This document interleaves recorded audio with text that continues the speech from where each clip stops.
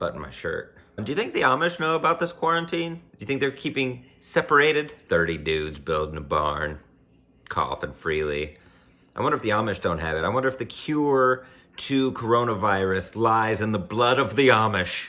Going to Lancaster, PA.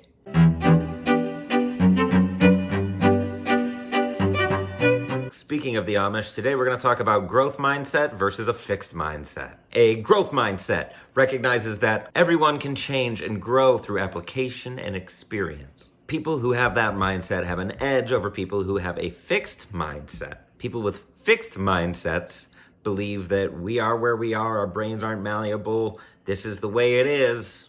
Here's the thing, with your mindset, it isn't fixed because we are all changed by every single experience we have, whether we realize it or not. We're changed in some way. A different layer is added to our story, at the very least. So if you have a growth mindset, you're like, hey, whatever happens, I have the ability to learn and do something different to overcome it. Where if you have a fixed mindset, you're like, this always happens to me. Man, if you have a string of bad luck, it's easy to slip into a fixed mindset. It really is. I've been there. You have an option. I think it's important to take that option. Otherwise, you'll end up like the Amish. Fixed. Don't call it the apocalypse. It's not the apocalypse. It's a slight speed bump in the road of humanity. The word of the day is manatee, also known as a nuisance in the water. Listen, manatee, if you haven't learned to stay away from propellers, just move. Stop being so close to the surface. Stop being so lazy, manatee. Do you want to get hit by a boat? No. Go to an aquarium. They take care of you there. They don't have boats in the water and aquariums. There's not just propellers, just in the water at aquariums. Manatees don't have growth mindsets. Otherwise, they wouldn't get hit by so many boats. They call manatees sea cows. I wonder how good the meat is. Florida steakhouses, it's all manatee meat. According to positive psychologists, our external circumstances predict only about 10% of our total happiness. Yes, they have come to the conclusion that 90% of our happiness is created from within. Like 40% we can create, 50% is like genetic, it's our happiness baseline, and then 10% involves what's happening outside of us. God, if we had 100% control of our happiness, this world would be fucking insane. I don't want to live in that world. Too many happy people. Everything's the same. Everything's lasers. Lasers and school children. Anyway, 10% of our happiness is created externally, 90% from within.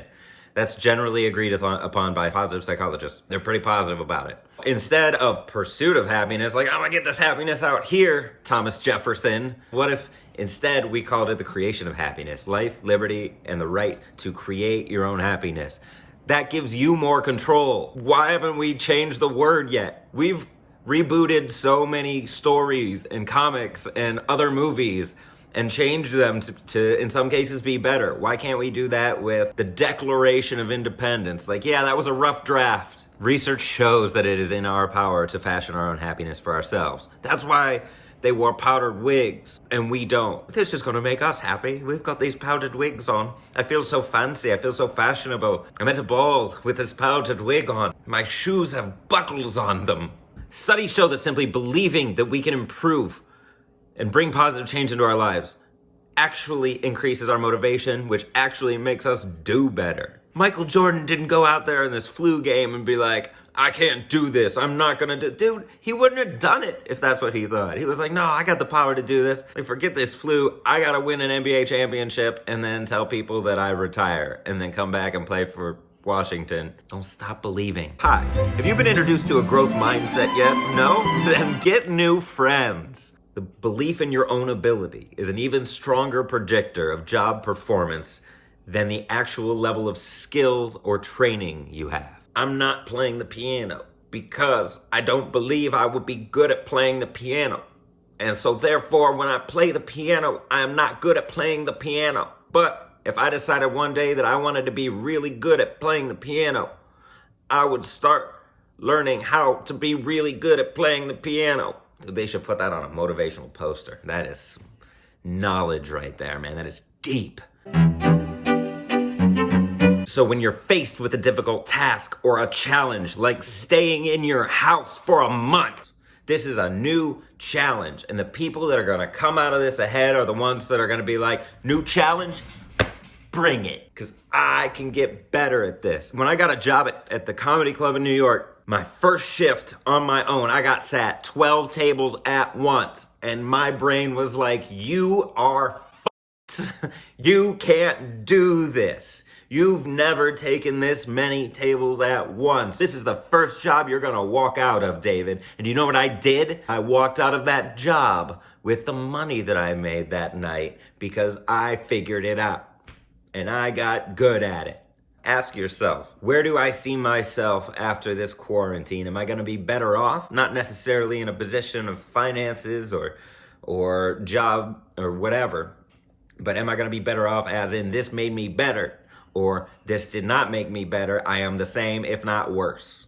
Which one do you want? How do you succeed at this quarantine? How are you gonna make yourself better in this quarantine? When we believe there's going to be a positive payoff for our effort, we work harder instead of succumbing to helplessness. You're not a damsel in distress. It's simple, but that doesn't mean it's easy. This isn't easy. Like, I miss you, so I'm trying to communicate through this. I wanna make eye contact with you. But I'm making eye contact with myself right now, and that's weird. Next time you feel yourself thinking like, this quarantine, this virus, this bullshit, you can think that, that's fine. If that makes you feel good, that's fine. But there's also an option to be like, this virus is gonna make me better. You have that choice. Ta-da.